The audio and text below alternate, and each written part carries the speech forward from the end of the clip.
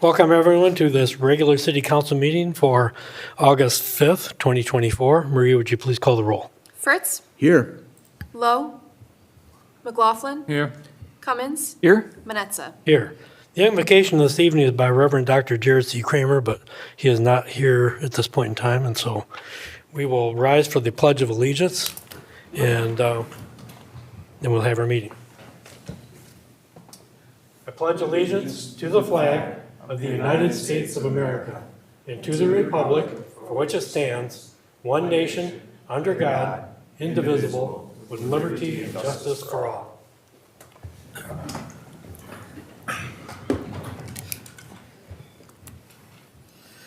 All right, that brings us to reappointments to boards and commissions. Item A, Andrew Villanueva, Human Relations Commission, term ending June 30, 2027. Okay. So would council like to do reappointments and new appointments together? Sure. We can do Okay. them all together. Then if you would read the new appointments as well. Item A, Bernard Stone, Human Relations Commission, term ending June 30, 2027. John Steinbach, MSDDA, term ending June 30, 2025. David Parks, Parks and Recreation Board, term ending June 30, 2029. Can I get a motion? So moved. Second.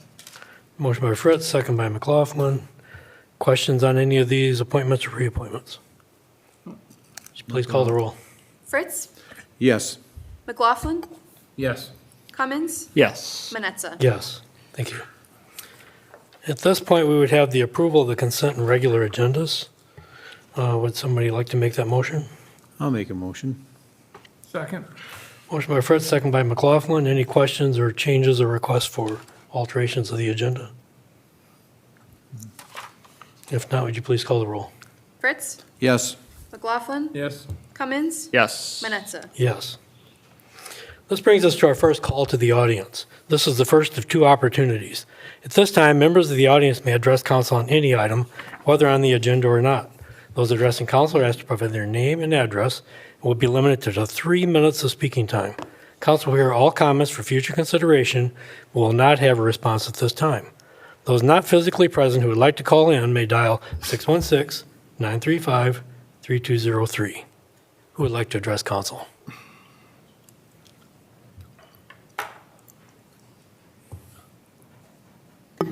Hi, my name's Julie Norkley. I live in Grand Haven Township. And I just wanted to say that was the fireworks with the drone show was probably the best show I've ever seen. That was so cool. I had a spot right behind one of those speaker decks, and I didn't know the speakers were there until we sat down to watch the fireworks. So I'm a little sensitive to noise, and I was concerned it was going to be too loud, but it wasn't. It was just spectacular. So good job, you guys. Thanks. Thank you. We have a caller on the line. Caller, you're I am the caller on the line. council. This is Jared Kramer. I am the rector of St. John's Episcopal Church at Grand Haven, Michigan, and I live in Grand Haven Township, and I'm calling during the public comment. Number one, to give my apologies for not being there for the invocation this evening. Being a dad tonight wound up taking priority over being a good priest and public citizen, and I hope you all will forgive me. But I also wanted to call because I wanted to just express my gratitude to Councilmember Ryan Cummins. I know that Ryan is going to be coming off of council, and his service to the city has been so outstanding. I'm grateful for it, and I wanted to be sure that that was said in front of you all. Thank you for this time. Thank you for all that each and every one of you are doing for our city. I'm just grateful for it and wanted to let you all know that. That's all. Thank you. Thank you, caller. Mr.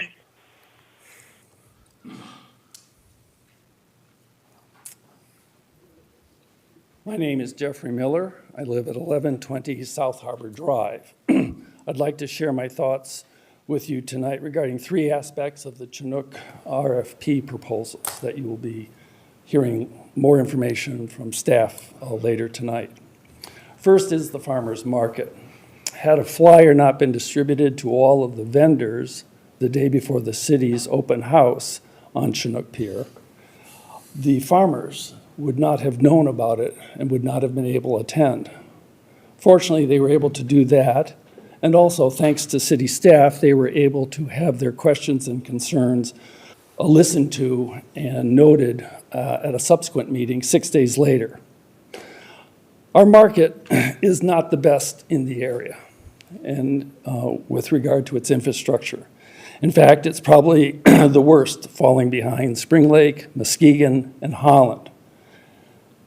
Regardless of what your final decision is regarding the Chinook Pier RFP project, the farmers market's going to be an integral part of it, and I hope that more attention is afforded the vendors, even though they are not Grand Haven residents.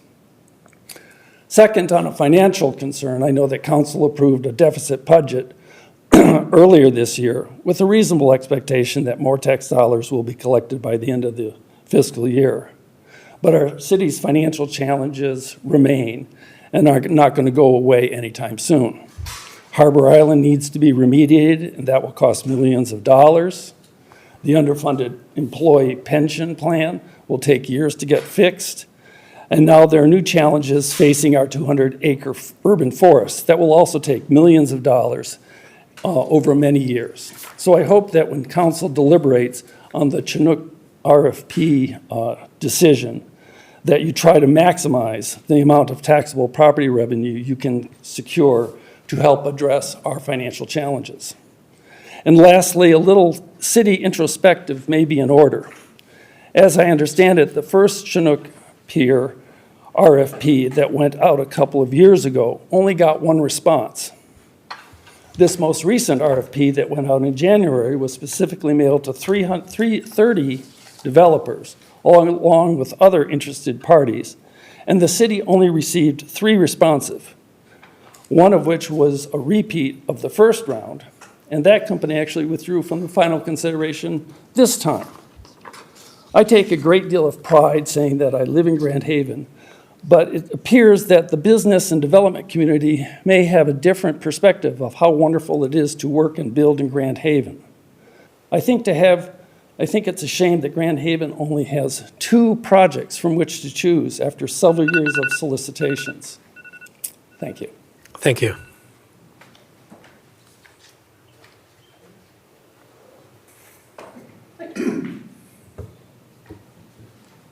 Good evening. Bill Greer, 138 North Harbor. Again, relative to the Chinook Pier, I hope the council lets us know how many people wanted green space instead of nothing when we come up to the Chinook Pier discussion. I went down to your tents down by where the Chinook Pier would be, and most of the people I talked to wanted the green space left there. I know that the council is, like you mentioned, a little tight on cash. And that would be at some point in time potentially a nice revenue, but loss of green space is something you can't get back. So I'm hoping that gets addressed when you're making your decision and presenting to us the pluses and minuses, what you liked about the different proposals, et cetera, so we can get a feel for what that situation was. Thank you. Thank you.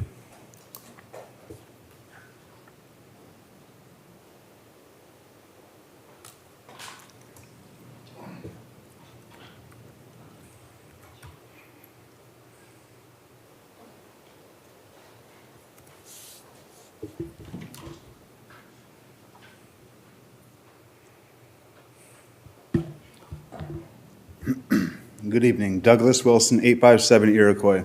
I am here tonight to redress my grievances against my government. The City of Grand Haven's public officials have maliciously attempted to suppress my civil rights. They have left me with no choice but to pursue civil litigation against the city and individual government employees. For months, I was peacefully assembling and exercising freedom of speech at Grand Haven's Central Park.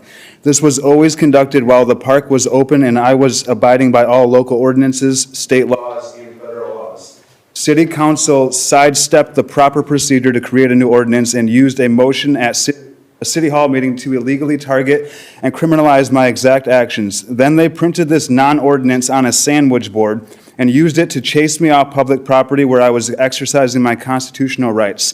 The Grand Haven police used this sign to kidnap me, isolate me from my living shelter and belongings, and abandon me 12 miles away from Grand Haven in the middle of winter twice.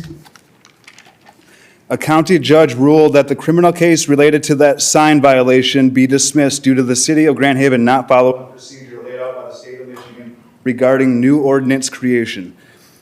Days later, a gang of officers from the Grand Haven Police Department raided the local Applebee's with 5 AR-15s drawn and rushed my table. I was the only patron. They were trying to kill me. That is undeniable. I had no prior police contact that day, March 18th, 2023, and was a patron at Applebee's doing nothing wrong. With multiple assault rifles in my face, I walked outside and all I was asked was to leave the property. Apparently, they got doxxed, which is where someone calls in a fake emergency.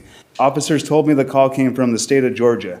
The way it was handled was unacceptable, as agreed upon by the store manager and store general manager the following day. A week after this, 2 Grand Haven police officers pulled their sidearm guns on me at the back of the laundromat on Robbins Road.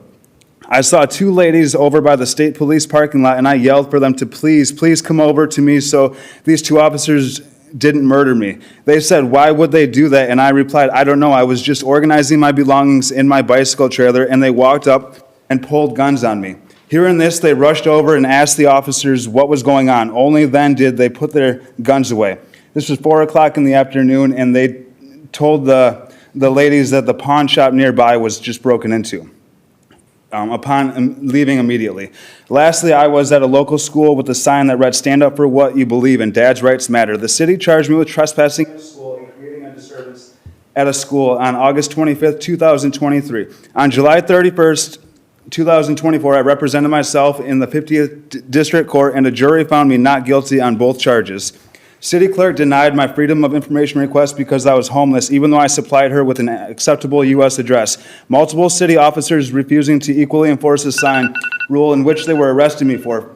Former Safety Director Chief Hawk assaulted me and ordered his subordinates to not take a report. Chief Hawk failed to do his job in many ways. City Attorney Chris Huteling is guilty of misusing his position as city attorney, abusive process, malicious prosecution, as well as federal law. From city leaders, police officers, to even county level judges, multiple people are guilty of United States Code Title 18, Section 242, which reads deprivation of rights under color of law. I want these officials held accountable. Their actions will cost the local taxpayers thousands and thousands of dollars. I am most interested in the accountability factor, but also realize a hefty judgment will ensue. I am seeking a contingency-based attorney who would assist in suing the city of Grand Haven. Alternately, I would be okay with limited scope representation if remaining confidential is a priority for you or your practice. Please give me a call at 231-375-7233 to discuss details. Thank you for your time. Thank you. Who else would like to address council? Sure, why not?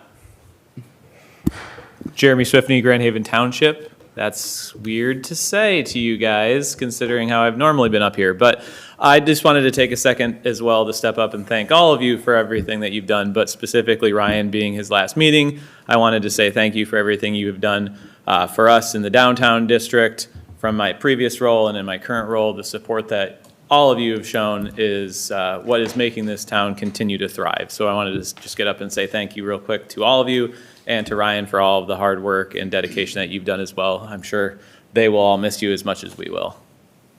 Thank you, Jeremy. Anyone else? There will be a second call to the audience at the end of the meeting if anybody would like to address council at that time. If no one else is coming forward, then I'm going to close the call to the audience. And we have a presentation this evening.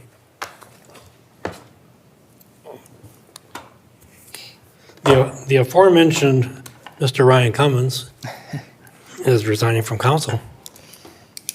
And so tonight we have a resolution to present to Mr. Cummins, which, for lack of a more graceful way of doing it, I'll have you hold this while I read it. Kevin's a great Vanna, I'll just say. Well, I could hand it to him, just and kidding. then you could I'm do just this. kidding, though. It's all good. Might as well. I'm just taking a picture. Are you late call to the audience? You No, I was saying congratulate Ryan, sorry. Okay. Over with, you can't talk. Well, let me read the resolution because it's very significant. So, whereas City Council of the City of Grand Haven values the dedicated service and commitment of its members and diligently representing the interests and welfare of our community, and whereas it is with deep appreciation and gratitude that we acknowledge the outstanding contributions made by Mayor Pro Tem Ryan Cummins, who has tirelessly served the residents of the City of Grand Haven with unwavering dedication and integrity, and whereas Mayor Pro Tem Cummins has demonstrated exceptional leadership, compassion, and a tireless work ethic in advocating for the betterment of our city and all of its residents. And whereas Mayor Pro Tem Cummins has been instrumental in spearheading initiatives which have positively impacted our community, including serving on the Planning Commission, Zoning Board of Appeals, and the Northwest Ottawa Recreation Authority Board. And whereas Mayor Pro Tem Cummins has consistently displayed a deep understanding of the needs and concerns of our citizens, effectively representing their voices and striving to ensure that their interests are heard and addressed. And whereas Mayor Pro Tem Cummins has just dedicated his life of service to those in our community and in the surrounding area, focusing on protecting others, having worked as a Sheriff's Office Marine Deputy, a civil rights investigator, and working with Child Protective Services. And whereas Mayor Pro Tem Cummins is continuing his tradition of service to our West Michigan Lake Shore as City Manager of Saugatuck. Now, therefore, be it resolved by the City Council of the City of Grand Haven that we extend our heartfelt gratitude and commend Mayor Pro Tem Cummins for his outstanding service to our community. We express our sincere appreciation to Mayor Pro Tem Cummins' unwavering commitment to the welfare of our city and for their tireless efforts in fostering positive change, promoting inclusivity, and improving the quality of life for all residents. This proclamation serves as a testament to Mayor Pro Tem Cummins' impactful contributions and is a token of our deepest gratitude for his invaluable service to our city. So, thank you.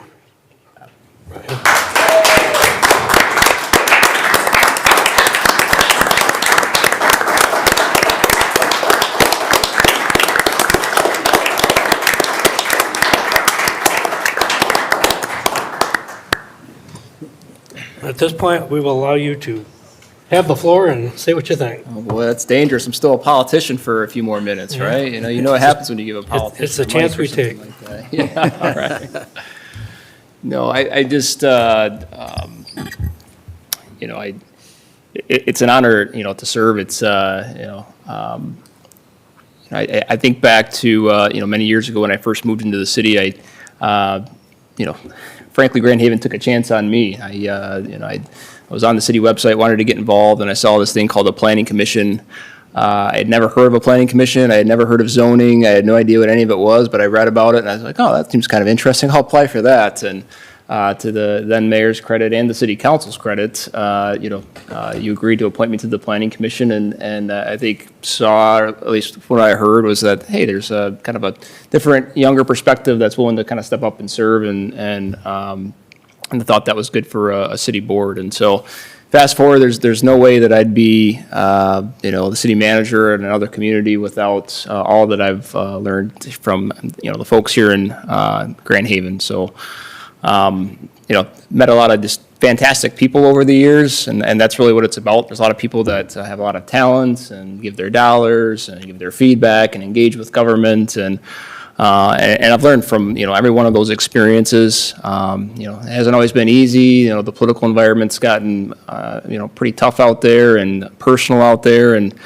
but, you know, at the end of the day, I hope that, you know, just remember we're all people. We all care about our community. I think, you know, important to show a little grace here and there, and patience.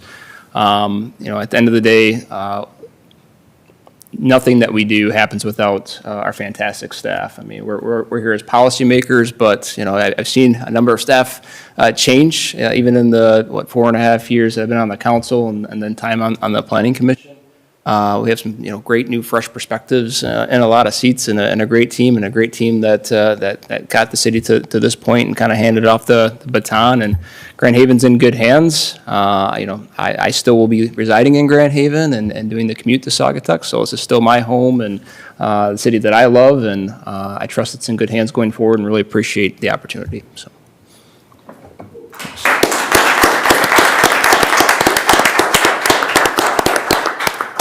Thank you, Ryan. And in case you were wondering, outside of the chambers here at the conclusion of the meeting, we do have cake for Ryan. Okay. And you're all welcome to stay and mingle after the meeting and have a piece of cake. And it's the least we could do. Thanks. So, thank you again. So, that brings us to our consent agenda. Maria, would you care to read that? Item A, approve council regular and special work session meeting minutes of July 1st, 2024 and July 15, 2024. Item B, approve the bills memo in the amount of $2,337,717.62. Item C, approve a resolution to adopt the revised Lake Forest Cemetery rules and regulations as recommended by the Cemetery Board. Item D, approve the purchase of an F-250 replacement truck and two F-350 replacement trucks in the budgeted amount of $186,670 from Lunghammer Ford of Owasso, Michigan. Item E, approve the purchase of a 7-foot mid-mount wing plow in the budgeted amount of $24,034 from Truck and Trailer Specialties of Dutton, Michigan. Item F, approve the purchase of a replacement bucket truck in the budgeted amount of $266,003.74 as quoted by Terex Utilities and West Michigan International. Item G, approve the purchase of a replacement skid steer loader in the budgeted amount of $85,299.47 for Michigan Cat. Item H, approve a resolution acknowledging Ryan Cummins for his service to the city of Grand Haven. And item I, approve a second amendment to the purchase agreement dated December 21, 2023 with Fire Barn Investors LLC for the purchase of property located at 18-20 North 5th Street. Can I get a motion? So moved. Second. Motion by Fritz, second by McLaughlin. Questions on any of the items on the consent agenda? If not, would you please call the roll? Fritz? Yes. McLaughlin? Yes. Cummins? Yes. Manetza? Yes. All right, first item of new business. Item A, consideration by City Council of a resolution to approve the change order 001, task order number 002 with HDR Michigan, Inc. out of Ann Arbor, Michigan, in the not to exceed the cost of $46,575 for project management services related to the revised coal removal verification work plan and authorize the mayor and city clerk to execute the necessary documents. Administration recommends approval. Okay, could I get a motion? So, second. Motion by McLaughlin, second by Fritz. I'll let you go. If I heard that correctly? Yep, you did. All right. Ashley or Derek, would you like to explain what's going on here? Absolutely. Good evening, Your Honor. Council. Derek Gatis, Public Works Director for the city. So this request is a change order. Laura Zoida from HDR is on Zoom here with me in case you have any questions for her. This one actually, we've been working with the original coal pile removal plan that the BOP and Golder came together prior to the city taking over the entire island project.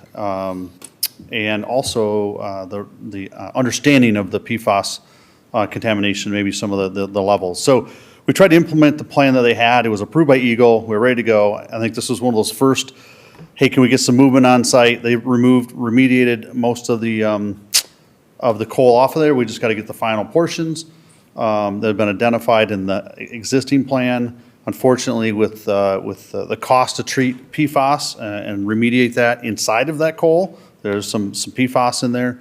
The numbers were reaching into the 7 digits. And so we took a look at that and said, let's time out. Had a conversation with Eagle to see if an alternative plan could be presented, if they were amenable to that. So I think it was the month of July we had that, or late June, we had that plan, that discussion with them. They said they were. Seems like it was met all the requirements, and so therefore HDR has proposed this change order to propose a new plan. And really this change in direction should save, $500,000 or more.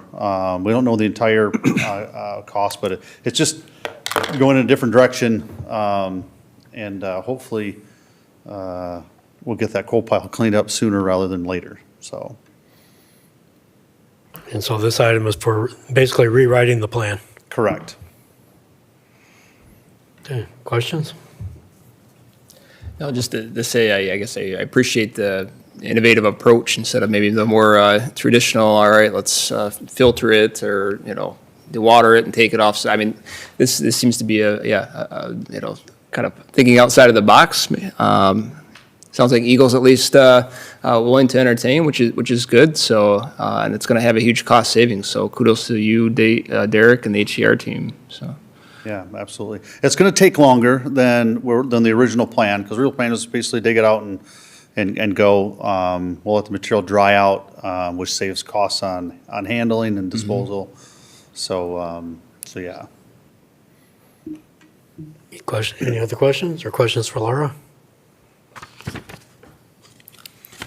Well, I appreciate also the alternative.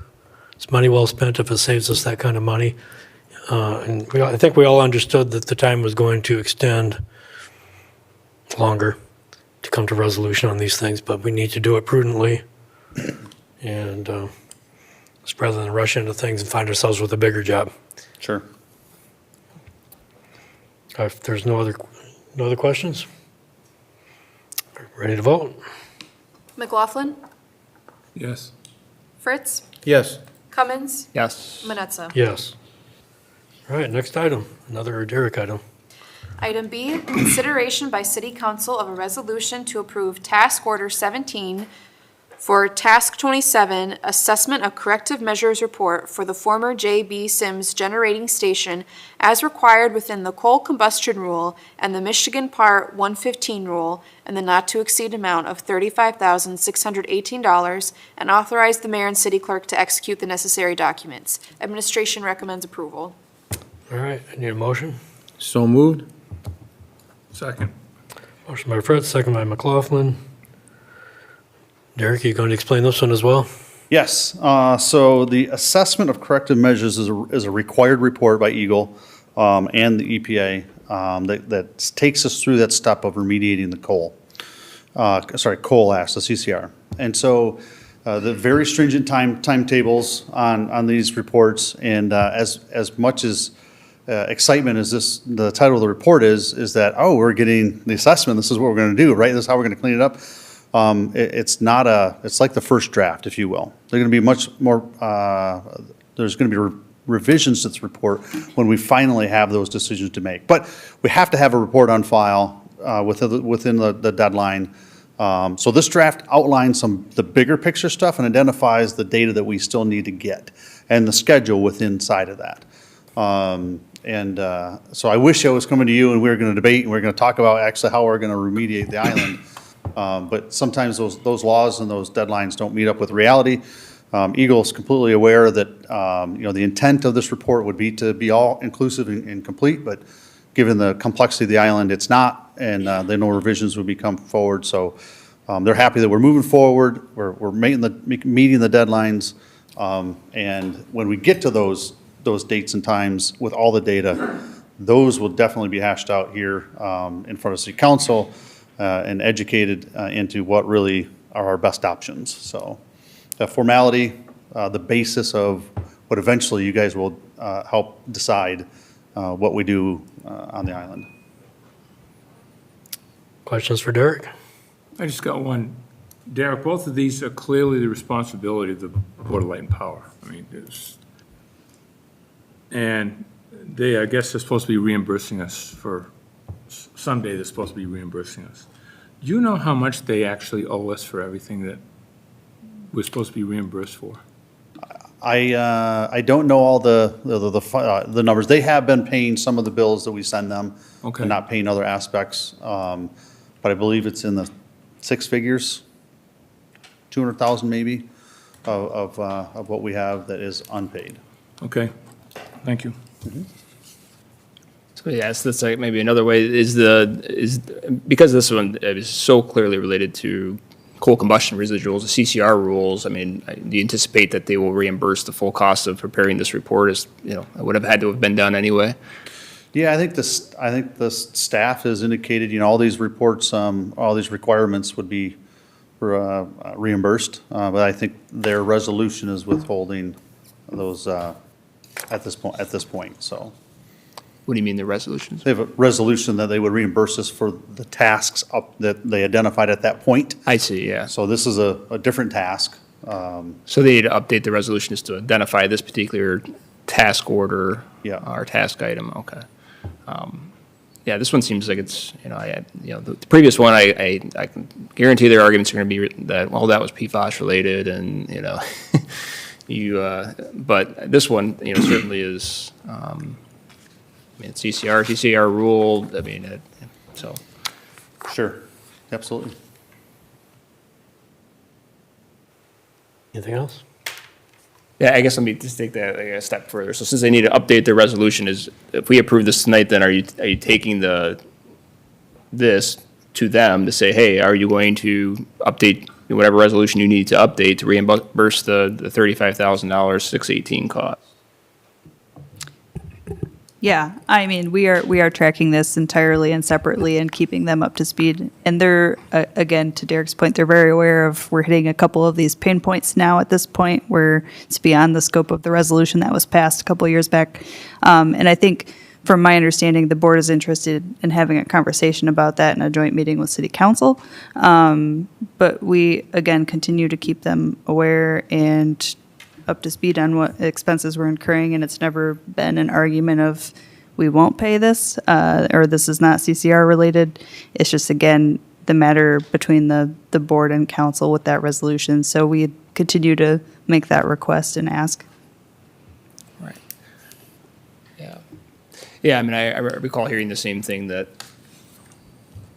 there wasn't any disagreement on paying, at least for the CCR-related items, is that they had to do it anyway. So I get that there's just, the dispute has been over the PFAS piece and what that what the proportions should look like as it relates to that particular item. This item, I don't see how you were to say, hey, this task order is related to your TCR-related compliance, to keep, us all in compliance with the CCR rules, that they wouldn't quite quickly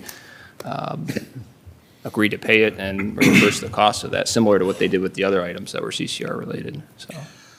Some of the future requirements to update this report, the initial report, to get a decision, to get to the point of a decision, is based on finalizing the PFAS data.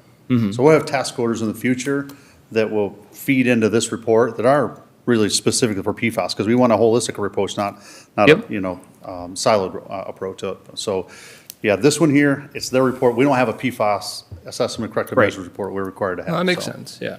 Yep. The first draft is solely related to that, Yep. and obviously, future drafts are also going to take into account the historical aspect as well, and maybe there's some arguments that they have on that piece too, but Sure. purely CCR with what we know, okay. Sounds good. Anything else? Mike? No. Okay. I guess my only question is that from reading the memo and from the description we just got, we're submitting this report and it's essentially incomplete because we're not complete on our background and everything, but we're trying to meet a deadline. Is the information in this report, is this a duplicate effort for a later report, or will this be the foundation of a later report? No, it's really the foundation, like you mentioned there. So this is the framework, this foundation. It lays out all the groundwork for remediation. It talks about the historic stuff. So really the update of the report is, we're not going to rewrite anything. It's going to be adding to it. All right. So, Just wanted to make sure we weren't duplicating efforts simply to meet a deadline. no. But I know how bureaucracy can work, so if that were the case, I don't know we could say no, but Right. I would like to think we're not wasting our efforts. No, we're not. And it is required. So, All right. Any other questions? Call the roll. Fritz? Yes. McLaughlin? Yes. Cummins? Yes. Manetza? Yes. Next item, please. Item C, consideration by City Council of a resolution to approve a license agreement renewal with Captain Custard LLC for operation of the Riverview Shops at Bicentennial Park. Administration recommends approval. Can I get a motion? So moved. Motion by Fritz. Is there a second? Not by me. I'll second, so yep. Okay, second by Cummins. Ashley, do you want to introduce this? I am going to allow Tim to introduce it. Good evening, council. Before you, we're presenting a license renewal for your consideration. Captain Custard LLC, operated by Renee and Matthew Page, have been providing concessions at the shops at Riverview Bicentennial Park for the last 22 years. This license agreement will be for a 5-year term, beginning in October and terminating in 2029. Notably, with this agreement, the license fee increases approximately 98% before we calculate capital improvements. The capital improvements are putting in a central AC, replacement of outdated lighting to energy efficient LEDs, and also facade upgrades. Even after the inclusion of these capital improvements, we're looking at still an increase in the license fee in excess of 34% of what we're currently collecting. Questions? Sure. Has this always been a license agreement and not a lease? I don't know why all this, I mean, every time we've ever done any type of transaction in the city, it's always been a lease. Why a license? So based on the attorney opinion, we've been really looking at what should be license fees, what should be leases as we've been moving forward. And this was previously a license agreement, and we have written it as such this time as well. So what was the term and rate of the existing license? The term, they have been on a 5-year agreement, and the last license fee was $9,444, and this current one, before capital improvements, is $18,720, and this is for seasonal usage. in your description, in the license agreement, it shows 1,372 square feet of leasable space. Does that include the space underneath the overhang? I believe that's only including the space that's interior of the building. Well, but that's used by them, clearly. I mean, they have a ATM machine there, and they have a Coke machine there. Why isn't that included? Why isn't that square foot included? Do we maintain that square footage? Does the city maintain it? Yes, the city does maintain for most purposes, correct? And the picnic tables. Are those their picnic tables or our picnic tables? Believe they're ours. Okay. There's also, I saw a garage door with some storage space. Is that also included in the 1372, or is that separate? All of the space that's included, there is a space behind the restrooms, that is a storage space, that is not included, that is used by the city, but The one on the primarily- right-hand side is included in the one on the right-hand side is included in the 1372? Right, there's a Coke machine, and then today Yeah. the door was open. I went down and looked at that. They Okay. had the door open. And there was a bunch of storage in there. Is that included in their leasable I'm not sure of the space? calculations, if that is included in there, but we have our own utilities in there as well that we access. Okay. Do we also, the city has to maintain that wooden overhang too, because it's in pretty tough shape? I mean, the wood's peeling, it's not. The city just stripped it and repainted it. They did underneath? Underneath, we have not, but they have plans to do it in the near future. But the deck is the city's, and that's on our radar for capital improvements. In the rate, you mentioned it's $12 per square foot, derived from 2/3 of current market rate. Why? I mean, why is it market rate?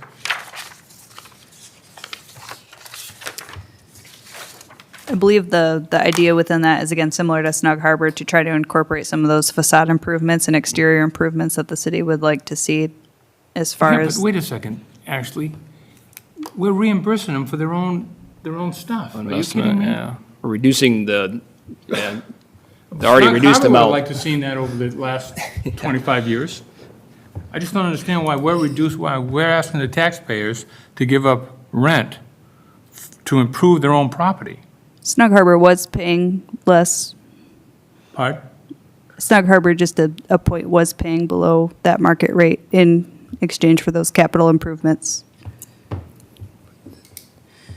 Which is still abating $30,000 of rent for installation of central air cooling system. That inures to the owner. I just don't understand how we're reimbursing them for their own stuff. I just don't know how we negotiate against ourselves. Well, you will not have my support on this. Well, for the picnic tables and that, it's not only, she goes down there, she cleans them, she maintains them, and it's open for the public to use, which I've seen. Pronto Pups down there, if you walk down, you'll see people eating their lunches on there. It's not open just for her own business. She does clean it, she does maintain them for us.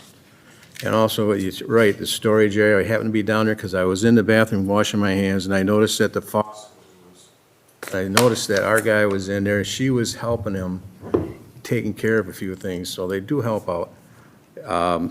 As far as the air conditioning unit, that belongs to us when she's done, doesn't it not? It goes in there? It's a 10-year lease, come on, Mike. Same thing as we do with Snug Harbor. Any of their improvements goes directly to the city. Okay.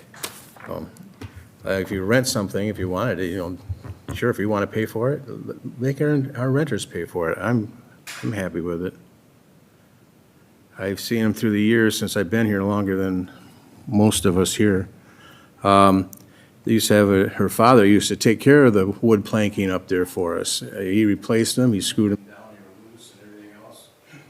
And all of a sudden, we don't allow it because the fact is it's a liability thing for them because it's not part of their business, but they maintained it all for us at the time. They're a good renter, they've been here for a long time, and I appreciate somebody that's been long-term. Good.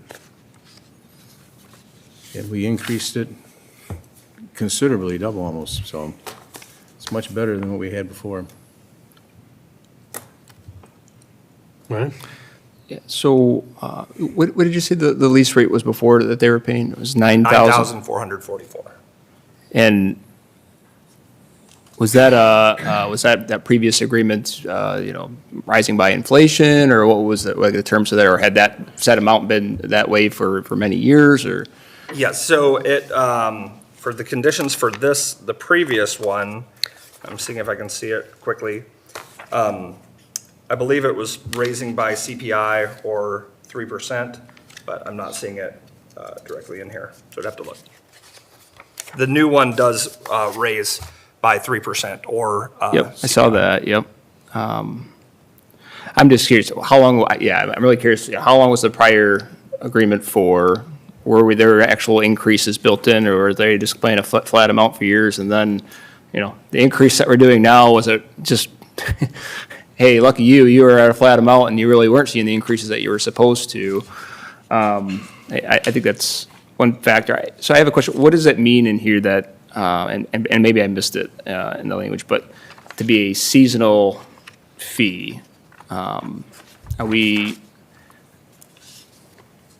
is there anything, I guess, does that mean anything, or is it just, they have access to the space for an entire year and they pay $12,000, $720 for the entire year? So, so we do that based on, and we have other leases like that that are similar, because we understand that the way that it's currently set up, it's only able to be utilized for seasonal usage. However, they can do some improvements and work on the building. They have access to it year-round. However, they're only operating it essentially from Memorial Day to Labor Day. There's no heat in there, right? I do not believe it has heat. We're going to put in air conditioning. Yeah, think nothing of it.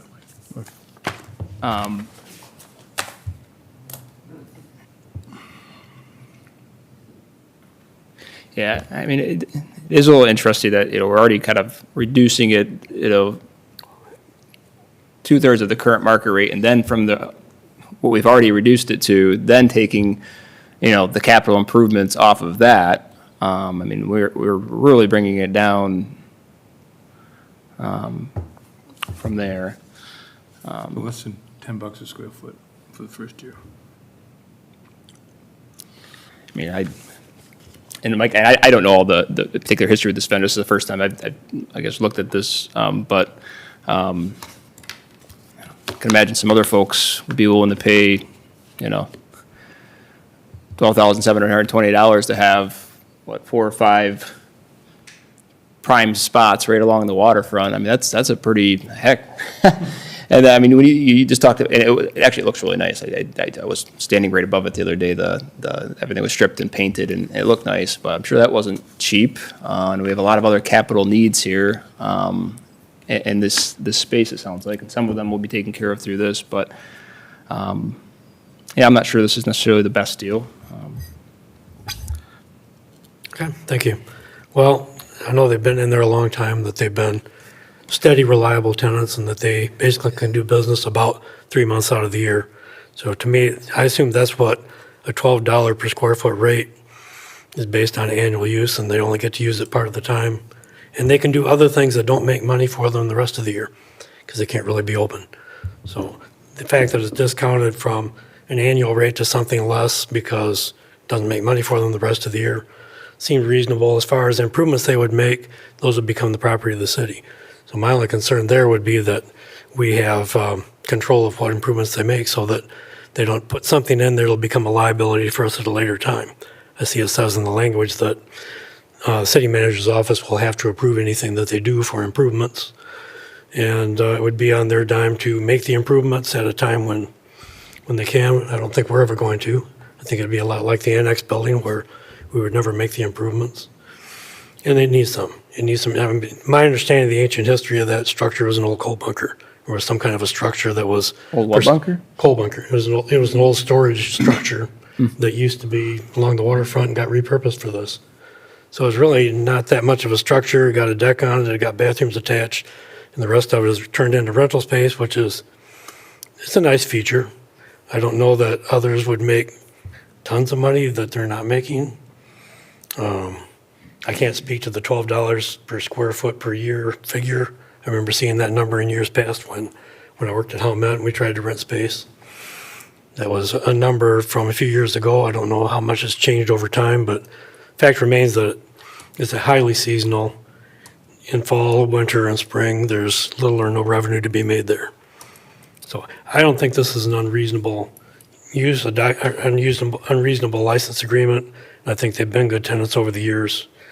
Whether or not it would be worth delaying a decision to tighten up language if anybody's interested, but otherwise I'm in favor of the basic agreement. And I think that we've got somebody who cares about the space, takes care of it, and has been there, has a long-term commitment to it, and they're willing to make the improvements that are listed here, and we can kind of hold them accountable to that. Because it also says here, if they don't make the improvements, they have to pay us the $18,000 instead of the $12,720. So that's $6,000 a year for 5 years. That would be $30,000. If they don't make that investment, they got to pay us the difference in lease. I don't really see a downside to this, so I'm in favor of this. And it's a 5-year term, and in 5 years we decide it's a bad deal.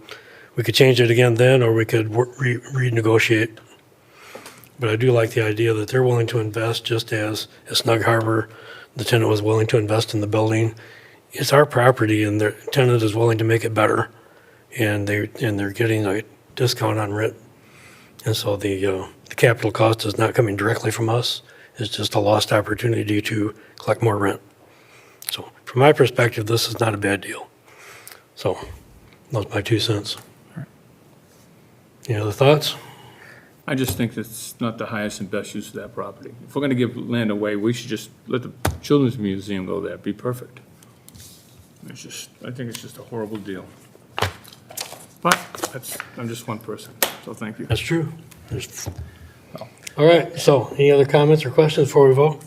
Well, it sounds like Kevin's no, and I'm not sure it's the best deal, probably could be a little bit better, and so instead of voting no, I think I'd rather maybe postpone this. I don't know what Karen's thoughts are, and you guys can Well, I don't know. discussion on it. If there's an interest in postponing, then it would have to be for specific reasons, such as if there's something in particular we want changed in the agreement, that we should go back to renegotiate. If it's just that we think it's a bad use, then that's not going to be solved by renegotiating. Well, I mean, you can postpone to hear what your other council member thinks too here in a couple of weeks, so. Well, that would require a motion. Right, that's correct, so. I'll make a motion to postpone this to the next council meeting, so other council member perspectives can be considered. Sorry, you said postpone until the next council meeting? Correct. Is there a second to that? I'll second it. So a motion by Cummins and a second by Fritz to postpone until our next meeting further consideration of this. Is there any particular guidance that you want to give staff to work on in the next couple of weeks? Or is it just so that we have a council member who's absent who can then weigh in? Well, your other council member could be like, hey, I think this is a great deal, and she completely agrees with the comments that you two made. If I were still here, I'd like to see some better terms, but I won't be here to have a vote on it, so. Okay, so we simply have a motion to postpone for 2 weeks. Or for until our next meeting. Correct? Yep. Okay, let's vote on that. Cummins? Yes. Fritz? Yes. McLaughlin? No. Manetza? Yes. This motion passes. Okay, so we will take this up again at our next meeting. And that brings us to report by city council. Who would like to go first? Go ahead, Mike. Okay. First of all, I want to say what a festival it was, and I want to say a big thank you to our Department of Public Safety, our Public Works, our staff and administration, and also to the Festival Inc. and everybody for putting on a very successful holiday for us. I call it a holiday because it's been a holiday for 71 years for me now, so. But I tell you, it was fantastic. What a great show. start out with our community picnic. Kevin and myself both volunteered to be in the dunk tank, and I think we spent more time in the water than we did sitting on the bench there, so it was pretty nice to see my family come up. They really liked me a lot. I mean, they even came over and pushed on it just to make sure I would go in the water. Know the feeling. But it was great, and I gotta say thank you. Yesterday morning when I got up and walked downtown, and I just could not believe that we had a giant-sized party. We had, 400,000 people, and you can't even tell that there was anybody here. Our Public Works, I tell you what, a phenomenal job they do. And it's just so good. What a great time. And also, being at the dinner, and then the commandant comes up and says they're gonna name the building after Michael J. Smith. I go, the commander, how can that be? What an honor. So, thank you to everybody that was participated and did all their diligence and that, and thanks for everybody for being very civil. I cannot believe as many people we had and what's going on in this world, how nice it really was. We had some small incidences, but that's normal for a time, but we didn't have no majors, so thank you for everybody that participated and made sure that we were all safe. And one last thing. Ryan, sometimes we disagreed, but I tell you what, it's been a great time. I've learned some things from you. It made me feel younger. Ben, I've had times to talk with you and that, and we've made some good discussions, and we had a very good time. I will miss you a lot. I really will. Thank you, Mike. So congratulations on your moving forward and continuing your success. Thanks, Mike. I appreciate it. Thanks. I just want to echo all of Mike's comments. I mean, it was an unbelievable festival.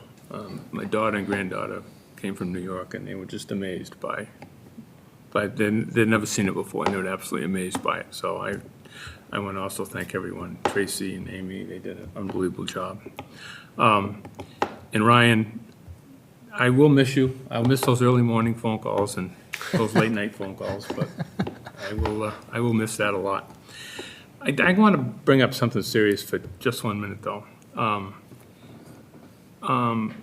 Recently, Elizabeth Butler left the chamber, and we had a contract with the Chamber for Economic Development Services, and Elizabeth Butler is no longer there. I'd like the city manager to take a look at that, and frankly, I think we should cancel the contract, because I don't think there's anybody at the chamber that can handle economic development. I've had the privilege to go down and talk to Jennifer at Lakeshore Advantage, and I think we should really look into that so that we have somebody that works directly with us. I'm not a big fan of going through the chamber. I think there's things that have been done through the chamber that never got to us, and I think we should have something direct. So I think we should cancel the contract, and I'm asking the city manager to do that. Thank you. Thank you. Ryan? I echo Mike's comments on the Coast Guard Festival, just the festival committee and the community and our staff and all of our team members and everybody that was a part of it just did a fantastic job of celebrating the men and women of the Coast Guard, celebrating 100 years of celebrating the Coast Guard, and a lot to be proud of as a community, and just what a fantastic event, a really number of events throughout the week. So grateful to see it all and participate. Once again, just thank you for. It's been an honor to serve with all of you. Like you said, Mike, we don't always agree. Sometimes this room is packed full of people in a standing room only, and there's people out on the hallway that are begging to get in and give us a piece of their mind. And sometimes it's a quieter night, like it is tonight. Like I said, it's a privilege to serve. A lot of big decisions are made in this room. We have a community that cares very much, and we have just a fantastic community and a lot of great people that live here and do business here and visit here. And so there's a lot of weight on our shoulders, our staff shoulders, but everybody, I think, cares a lot and does the best that they can. Tomorrow's a huge day for our community, for our county, and other statewide offices, and it's important to that folks have a voice and express their voice through the ballot box and who they want to represent them and lead them in the next set of decisions, at least over the next 2 to 4 years, which are most of those positions are. So except for Senate, that's a 6-year position. So get out and vote tomorrow. That's my last message, and just thank you, Grand Haven. All right. Well, thank you, Ryan. I'd like to echo most of the comments I've just heard. Coast Guard Festival was fabulous. Tremendous amount of work by a tremendous number of people, all of whom love this community and love the Coast Guard. And it shows. We put on a great show, and it's something that's enduring. It has been here for 100 years and probably another 100. Time will tell. I don't think I'll see the 200th anniversary, but we'll work on that. I enjoyed the dedication of the basketball court to Coach Al Schaefer. That was a really great event. I mean, the guy's 90 years old, and he's got as much he's as articulate and as energetic and dedicated and passionate as people half his age, and it's just amazing to talk to the man. It was really a great event, a great gesture. He appreciated it. We appreciated him. We have, as has been mentioned, we have a big election tomorrow. Primary elections are extremely important. There's 5 different millage issues on this one. There's candidates someone will be on the November ballot. Who that is will be chosen tomorrow. And if you don't like the choices you have in November, but you didn't vote tomorrow, somebody else made those choices for you. So don't be that guy. Get out there and vote. There'll be a change of command ceremony for the local Sector Field Office Grand Haven. That will be on Thursday of this week. And so that'll be an interesting thing. We have Lieutenant Lisa Petruska is coming in, taking over for Lieutenant Commander Paul LaRouche. And so that's a nice thing too. And then if anybody has the opportunity to attend that will be at, I believe, 11 o'clock on Thursday. So there's that. And at the end of this meeting, we have cake for Ryan. Don't anybody leave without eating cake. That's a requirement. So we're going to do that. Now, one thing that we have, in commenting to Kevin on the chamber contract, ultimately that'd be a council decision whether we cancel that. Oh, yeah. And so it's something that you can get the background information, have some conversations, bring back to us at some point with the value of these things. So a legitimate conversation to be continued. So one more thing though, we'll be having, in order to fill the seat that Ryan's vacating, we're taking applications. Those applications, window for that closes on the 16th of August. So it's basically 10 days from, we have no cause of action until the vacancy occurs, which is the end of today.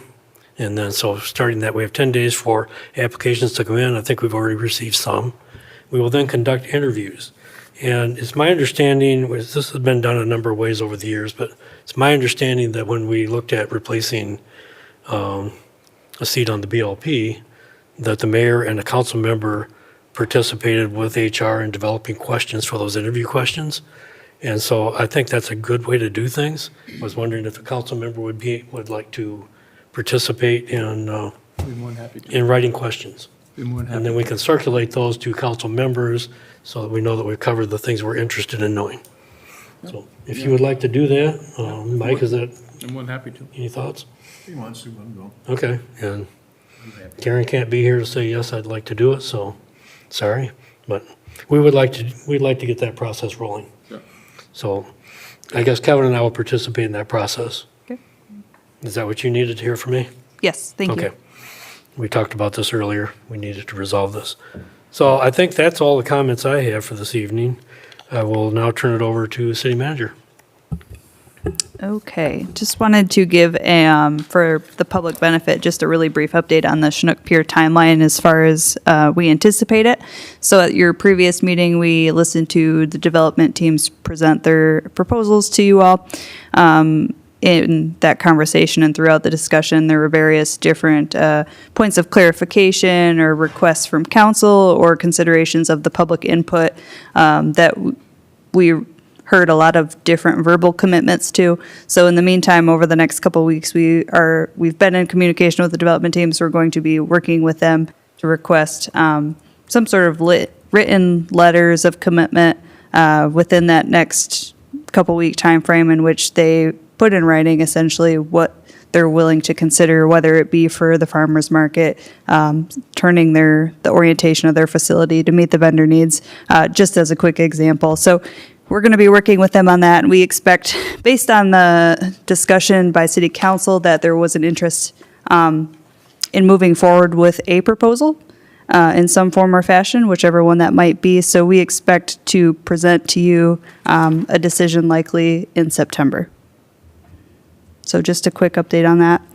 And then again, echo all the sentiment that was relayed earlier, and just thank Mayor Pro Tem Cummins for his time and his service and his input and support throughout the years. And I look forward to working with you in another capacity. We'll be talking a lot, I'm sure. Absolutely. And that's all. Okay, thank you. I believe that the city clerk has an announcement. Don't count me out, Mayor. I did not. All right, this might seem slightly redundant, but part of my responsibilities when someone resigns from council per Chapter 4, Section 11 of the city charter is I have to announce it.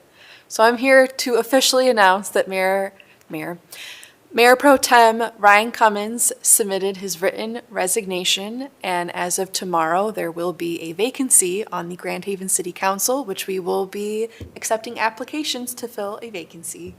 As Mayor Manette's already said, that window for applications is open until August 16th, after which the window will close and we'll schedule public interviews. Other than that, as you've also already heard, Election Day is tomorrow, one of the greatest days of the year, depending on how many we have. Tomorrow is a primary election. It's an important election. There's many local proposals on, many different candidates vying to make it to the general election ballot. We still have about 900 outstanding absentee ballots, so if you requested an absentee ballot, please, you can either turn it in here at City Hall, or you can take it to a polling location and feed it through the tabulator yourself. That is a newer addition this year. Also, if you happened to make a mistake on your absentee ballot, don't feel like you're counted out. Just take it to your polling location, surrender it to a poll worker, and they will get you a precinct ballot, and you can still vote in the precincts. They are open from 7 a.m. until 8 p.m. tomorrow. Thank you, Maria. At this point, we have our second call to the audience. This is your second opportunity to address council. This time, members of the audience may address council on any item, whether on the agenda or not. Those addressing council are asked to provide their name and address, will be limited to 3 minutes speaking time. Council will hear all comments for future consideration, but will not have a response at this time. Those not physically present who would like to call in may dial 616-935-3203. Who would like to address council?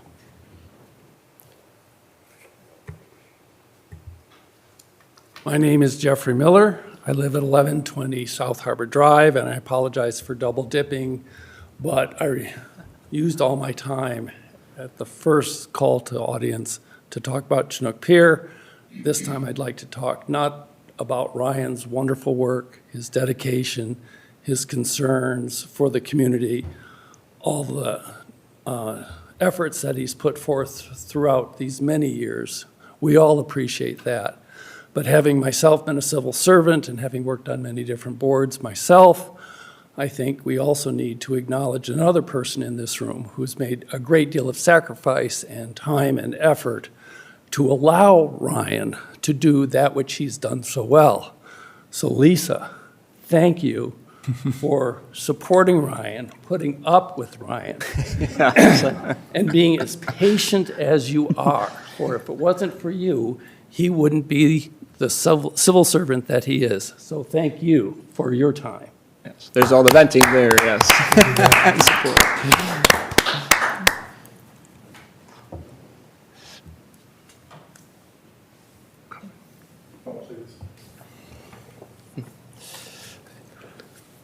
Good evening. I'm Marcia McGee. My husband Wes and I live at 700 Sheldon in the city. I have kudos to two people. Ryan, we appreciate everything you've done while you're here and the time we've lived here and all. We really appreciate that. And the other one is to Tracy Riley, who took over the momentous task of organizing, running the festival. She did a fabulous job. So I'm quite sure we don't have any intention of her going anywhere anytime soon. But I do hope she got some rest. Thank you. Absolutely. Thank you. Thank you.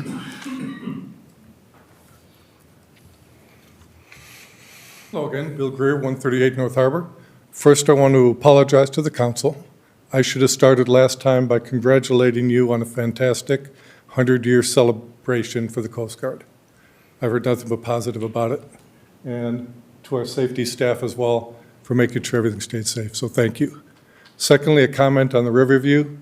It is very good to have a consistent tenant. You know who's there over and over again. I guess the one comment additionally I'd make is I appreciate the physical look at things. As you're looking at the cost per cubic foot, what is typical, just make sure it's typical for a seasonal event. You know, not typical for a year-round. You probably have done that already, but sometimes that can get missed. And lastly, just a little disappointed that I didn't hear how many people wanted the Chinook Pier to stay green versus not. Didn't know if you had many comments. Haven't heard that at all, but would be nice to know. Thank you. Thank you. Anyone else? If not, then I will adjourn this meeting on the condition that you all get cake. So we're adjourned. Staff will have plenty left over tomorrow, so. I'll go home with